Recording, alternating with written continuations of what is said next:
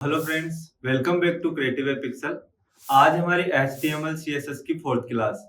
आज की क्लास में अपन देखने वाले हैं लेआउट्स कैसे बनते हैं और कैसे एक पेज पे काम कर सकते हैं। तो वो सारी चीजें आज की क्लास में अपन देखने वाले हैं। और उससे पहले अपन देखेंगे कि जो कल सर ने अपने को एक असाइनमेंट दिया था, वो असाइनमेंट आज चेक होगा। उसके अंदर जो भी डाउट्स होंगे वो सारी चीजें आज की क्लास में अपन क्लियर करने वाले हैं। अगर आपने पिछली वाली क्लास नहीं देखी तो एक बार आई बटन पे प्रेस करके पिछली वाली क्लास जरूर देखें। तो चलो चलते हैं अपनी लाइव क्लास पे।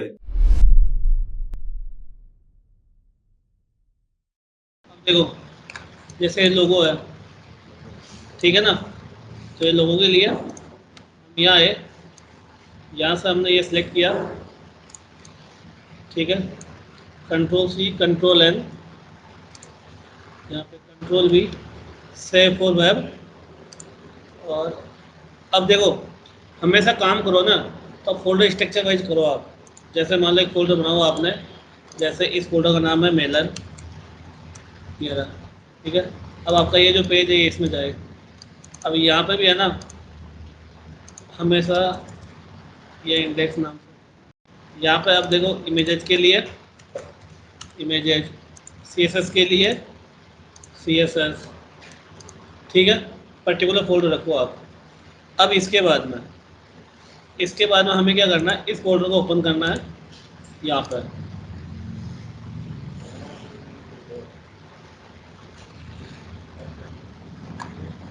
अब जो हमने ये लोगो लिया है, ये लोगो जाएगा इसके अंदर।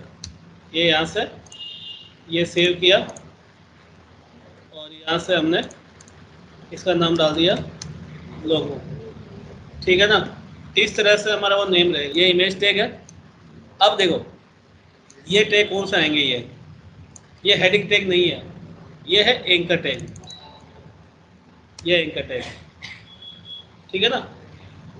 एंकर का मतलब हो गया कि जैसे अपग्रेड परफॉर्मेंस, तो इस पे जब क्लिक करें ना नया पेज खुल जाएगा। समझ गया, आपने हाथ लगाया था ना, एंकर हाथ लगाया था जिससे बने थे। हाँ, HREF, हाँ ये एंकर है।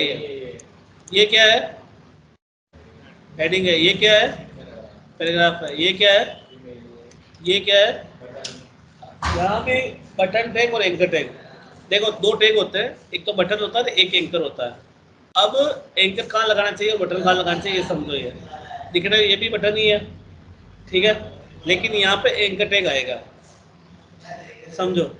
बटन भाई, जैसे हम कोई भी टैग लेवल को CSS डाल देंगे तो बटन बन जाएगा वो तो। लेकिन एक्चुअली हमें काम देखना है कि उसका काम क्या है। तो इसका काम क्या है, यहाँ पे जब क्लिक करूँगा तो डेमो का पेज URL खुल जाएगा। तो और बटन टैग कहाँ आता है, जब हमें कोई फॉर्म का सबमिशन करना हो ना, जैसे हमें लॉगिन का एक फॉर्म बनाना है या इंक्वायरी का फॉर्म बनाना है या कोई प्रोडक्ट परचेज का एक फॉर्म बनाना है, तो वहाँ पे बटन टैग काम में लेना है, लेकिन यहाँ पे बटन टैग काम में लेना है।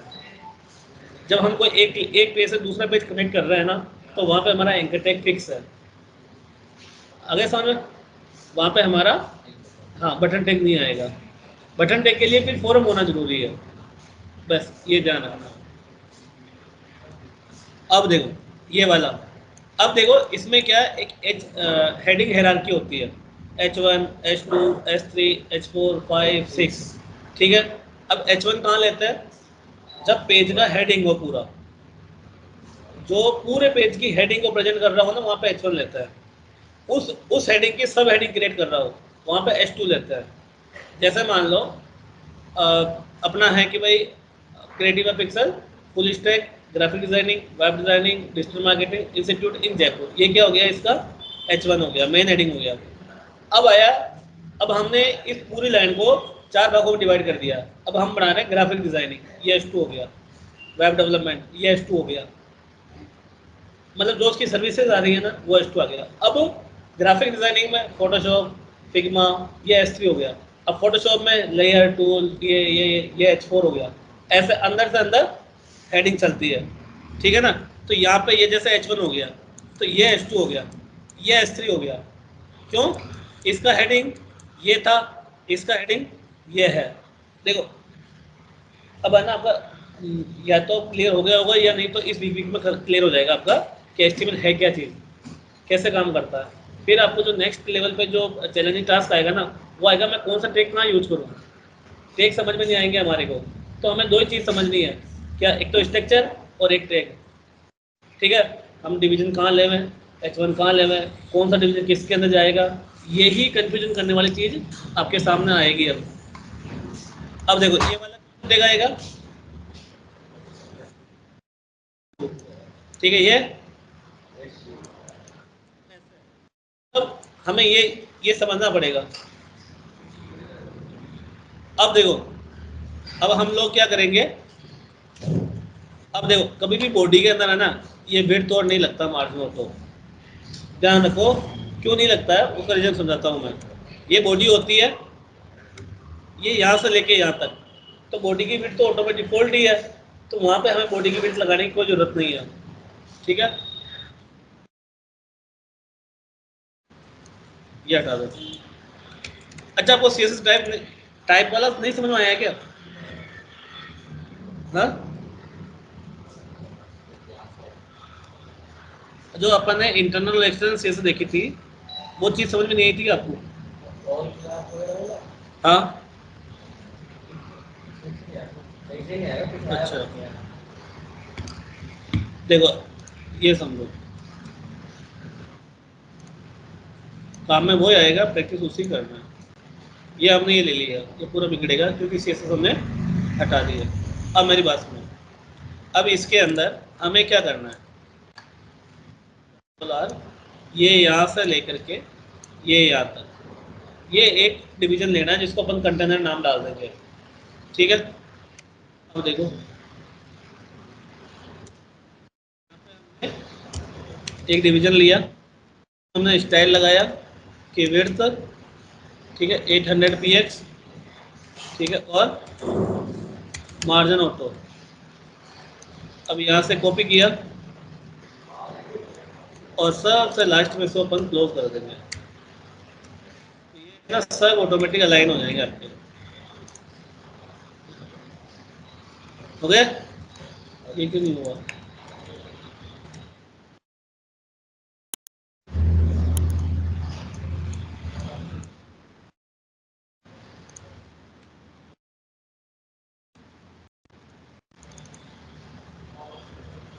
देखते हैं, देखिए ये हो गया। अब यहाँ पे हमने दे रखी है S2, ये दे रखी, यहाँ पे क्या आएगा,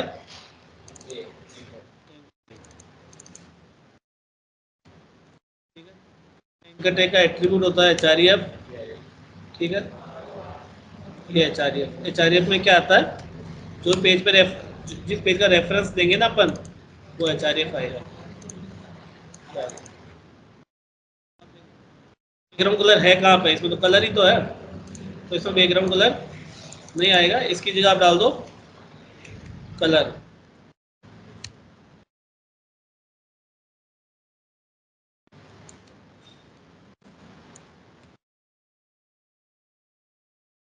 ये कलर, ठीक है। अब देखो ये लोगो, अब है ना, ये ब्लैक आ गया, ये लोगो,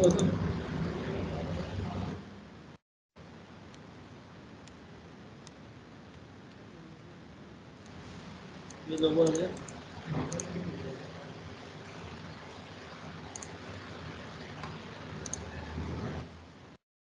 ये मार्जिन हटाओ,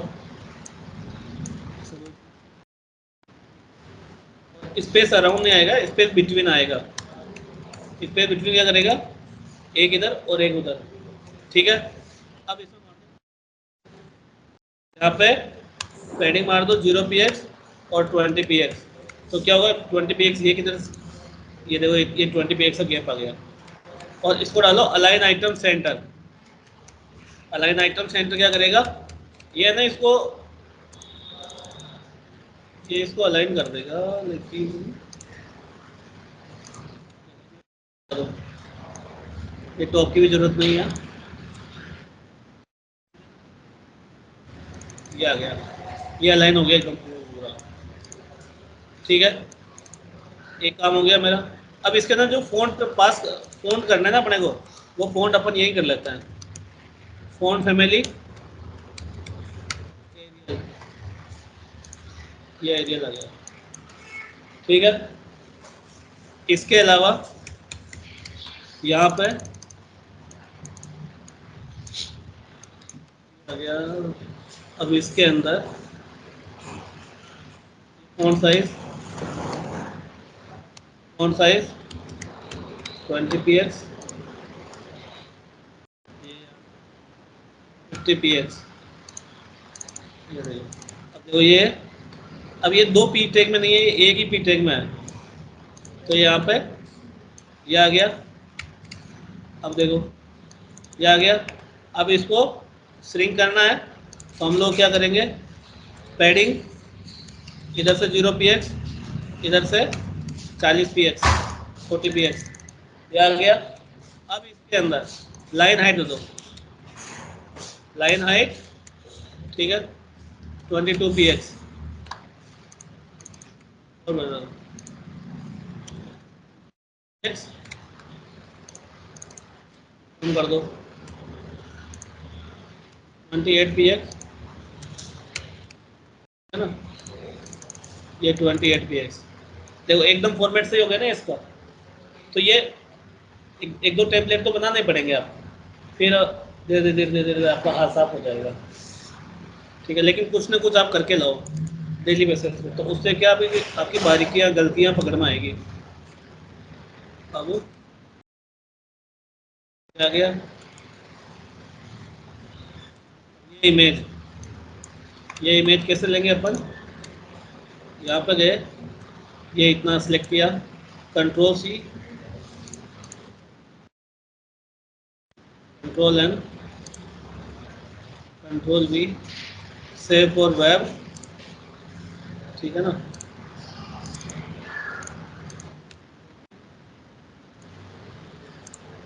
यहाँ पर है अपना आ गया हेडर। अब इसके अंदर देखो ये आया इमेजेस हेडर, तो ये अपना ये आ गया, ठीक है ना, ये अपना सही है ही है। अब देखो ये इतना नहीं है, ये कम है, ये तो कम है, तो यहाँ पे भी कौन सा टैग आएगा, टैग का टैग आएगा, आ गया बॉर्डर रेडियस का नहीं है, ये दिया,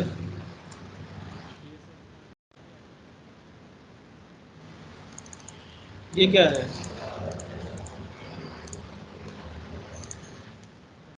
देखो मेरी बात सुनो, हमने टैग तो स्टार्ट कर दिया, लेकिन जो क्लोजिंग टैग लगाया ना, ये भी एंकर टैग नहीं है, तो उसने क्या किया, वो जो अंदर के टैग थे ना, वो सब क्लोजिंग मान लिया, तो इसलिए स्टार्टिंग टैग और क्लोजिंग टैग लगाना कंपलसरी है।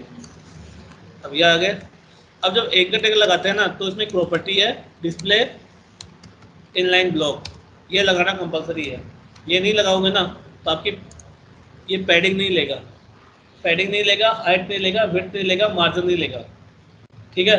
इनलाइन ब्लॉक जो, हाँ ये लगाना कंपलसरी है।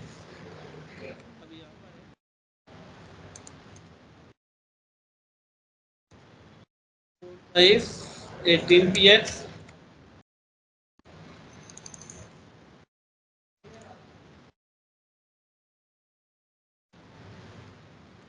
डेकोरेशन कलर,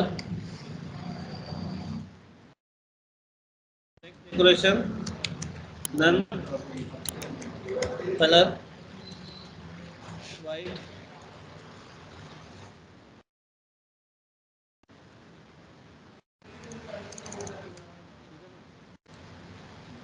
अब क्या है, तो बैकग्राउंड कलर, कलर ये रहा, ये कलर यहाँ पे दे रखा है ना, तो जो सबसे आगे प्रॉपर्टी देते हैं ना, तो पीछे वाली प्रॉपर्टी काम नहीं करती फिर उसके।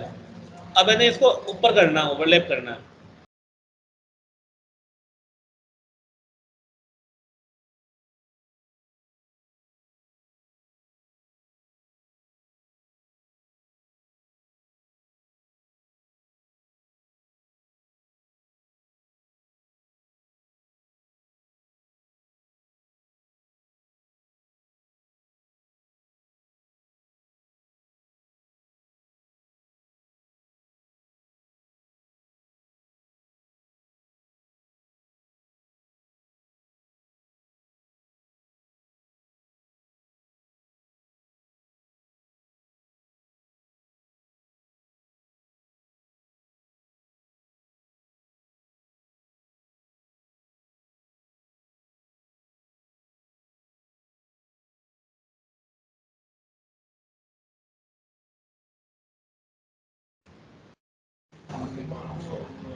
ये आ गया।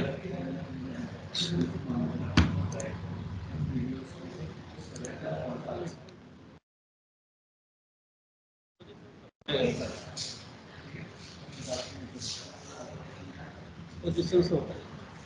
तो ये देखो ये आ गया, ठीक है ना। अब इसी तरह से इसको, अब जैसे देखो ये इसका साइज छोटा है और ये गैप ज़्यादा है, तो आपको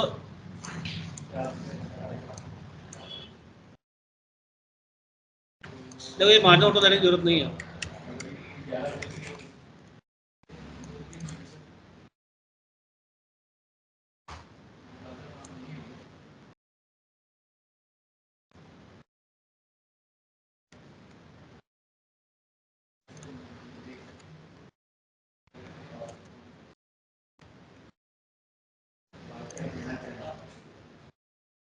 ये बी आर अपना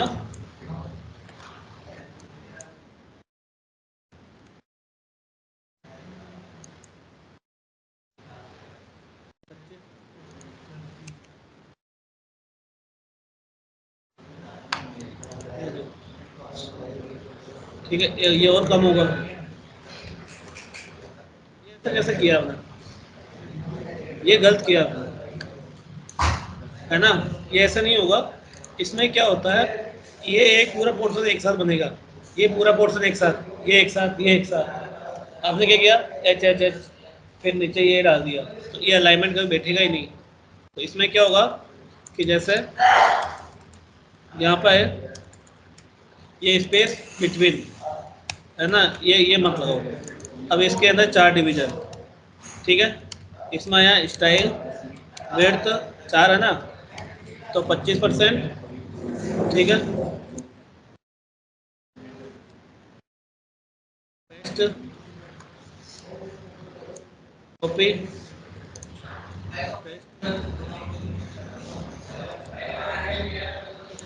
कॉपी, पेस्ट। अब ये पी टैग बनेगा, ये एच कोड नहीं बनेगा ये, ठीक है। एक डिवीजन आ गया, 2 3 4, ये 4 डिवीजन आ जाएगा, ये आ गया। इससे क्या होगा, इसमें आया टेक्स्ट अलाइन सेंटर, आ गया,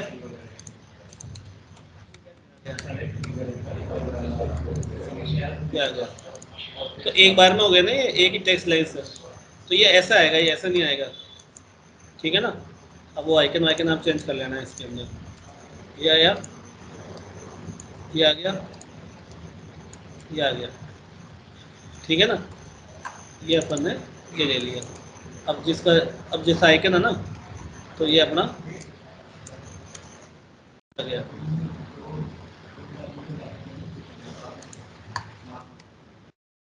बैकग्राउंड, ठीक है ना। कौन सा इससे पिक्सल है, इसको 20 px,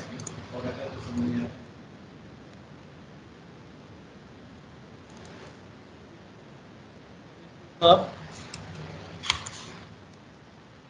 लाइन हाइट,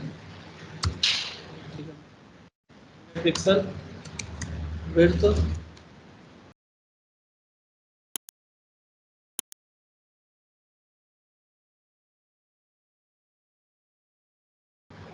अब ये भी क्या है, डिस्प्ले इनलाइन ब्लॉक होगा। ये भी टैग क्या है, इनलाइन टैग है। जो भी टैग इनलाइन होता है ना, वो देखो हाइट वेट नहीं लेता है, ये ले लिया, आई समझ में।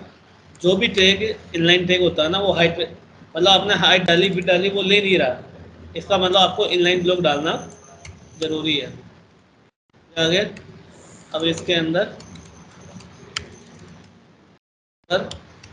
रेडियस %, ये आ गया, ये बन गया, ये आ गया, ये हो ही गया, ये तो पूरा हो ही गया। इसी तरह से ये भी आपको बनाना पड़ेगा। इसमें भी इमेज नहीं आ रहा है, बाकी जो प्रोसेस यहाँ पे किया ना, वो का वही प्रोसेस यहाँ पे होगा। तो हमने क्या देखा, हमने ये देखा है कि भाई इनके है ना टैग प्रॉपर लगाओ, और CSS को प्रॉपर कॉल कराओ आप, ठीक है।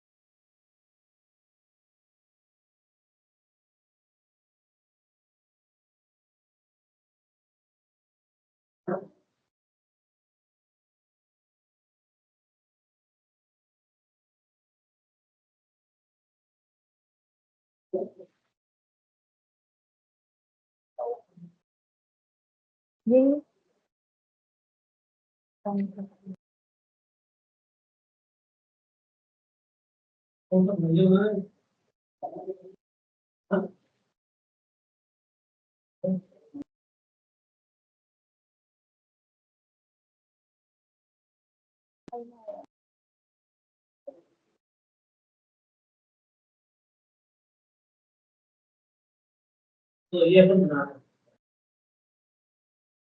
ठीक है ना? ये अपन डिजाइन करेंगे, ठीक है। और फिर करना ये अपन टू करना है, सेम टू सेम है, पिक्चर टू पिक्चर। अपन जिसको बोलते हैं सेम टू सेम, अपना इसकी लैंग्वेज में मतलब पिक्चर टू पिक्चर। डिटो होता है, पर डिटो बोलते हैं पिक्सल पढ़ जाता है यार। पिक्चर पिक्चर एक लिया था वो पढ़ जाता है। क्या है, तो वो उन्हें को पढ़ना है, ठीक है। सबसे पहले अगर आप इनको चले जाते हो तो यहाँ पे इस हेडिंग का नाम डालो कि भाई मैंने, ठीक है।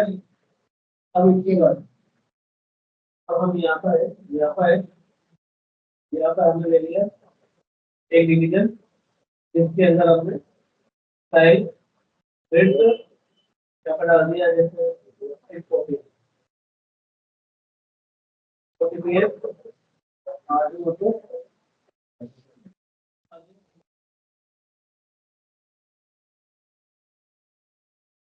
मैंने तो ठीक है ना, इसके अंदर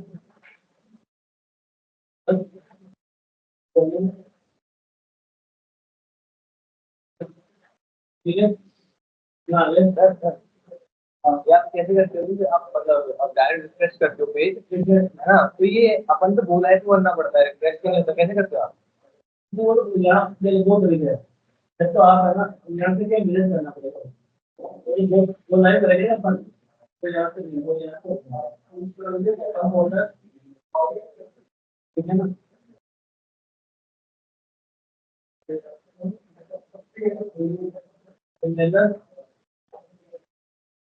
जब मैंने जो होती है यहाँ पर तब उसकी डायरेक्टली क्रिएट होगी, ऐसा नहीं होगा। आप तो वहाँ पर रिफ्रेश करते हो तो वहाँ पर चेंज हो जाते हैं, फिर वो क्या करना पड़ता है, बार बार बोला नहीं नहीं, गोलाई पर तो चेंज भी नहीं करना है, गोलाई करना है ना तो चेंज ही नहीं करना। अब इससे क्या लाइव सर्वर नहीं लगा हुआ है। अब अब अगर आप इसे इसको लाइव सर्वर चलाते हो ना, अब कुछ भी नहीं करना, आपको इतिहास नहीं करना, कुछ भी नहीं करना, बार बार नहीं करना। जैसे यहाँ पे मैंने लास्ट डाल दिया, लास्ट डाल दिया ना, तो ये ऑटोमेटिक चेंज होगा। अब यहाँ पे सबसे पहले ये देख, ठीक है। तो हमने यहाँ पे ले लिया, यहाँ से ले लिया, कंट्रोल है, और भी प्लेस वगैरह, और यहाँ से हमने ले लिया मेरे साथ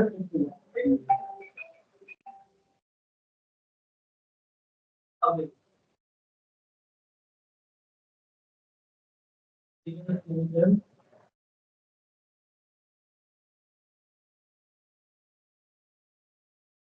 यहाँ पर भी डालो आई एम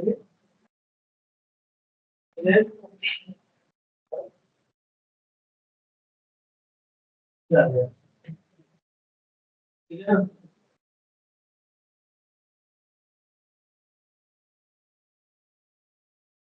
सबसे पहले एक एक को लिखो खुलवा रहा ये हो गया यहाँ पे।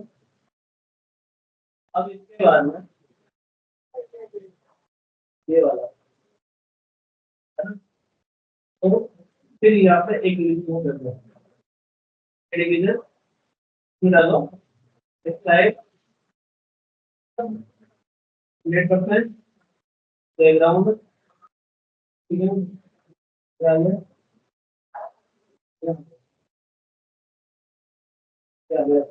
तो फिर डिफरेंट कलर जोड़ के दिया है इसके अंदर तो ये है और एक इमेज दिया है तो हमने क्या किया हम यहाँ पे अब आए अब इधर जब कुछ भी नहीं है एक हेडिंग ही तो है और एक उसका लेबल है तो हमें ना बेसिकली करनी चाहिए कि हम लोग हमें पेज कम से कम लिख रहे हैं ठीक है ना पेज जितने हम कम डालेंगे ना उससे हमारी वेबसाइट फास्ट होती है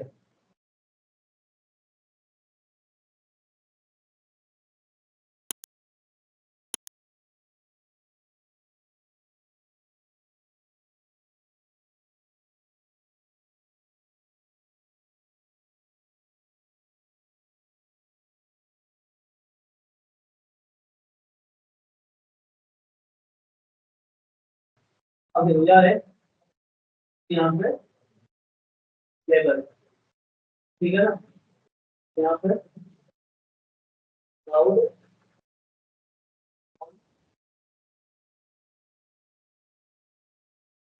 यही का हमारा अगर मान लो यहाँ पे है ना पैराग्राफ भी होता तो कटन भी होते तो फिर हमारे लिए डिवीजन लेना होता ठीक है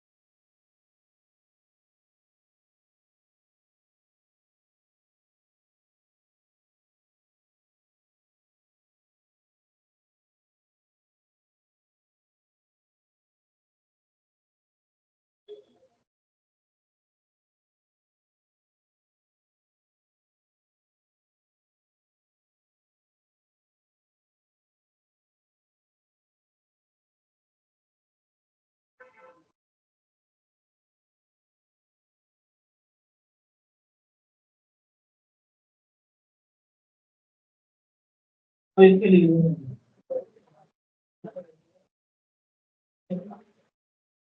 सिंपलीफाई करते हैं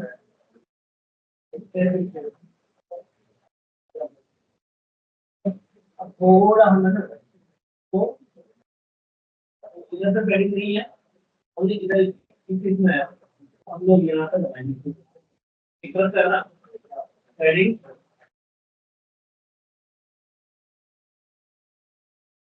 RBPF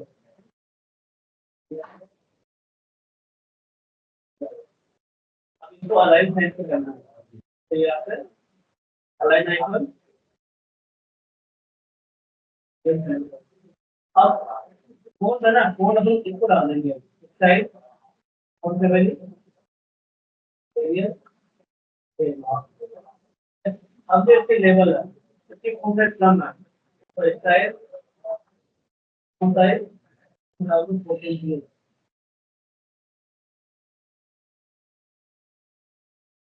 अब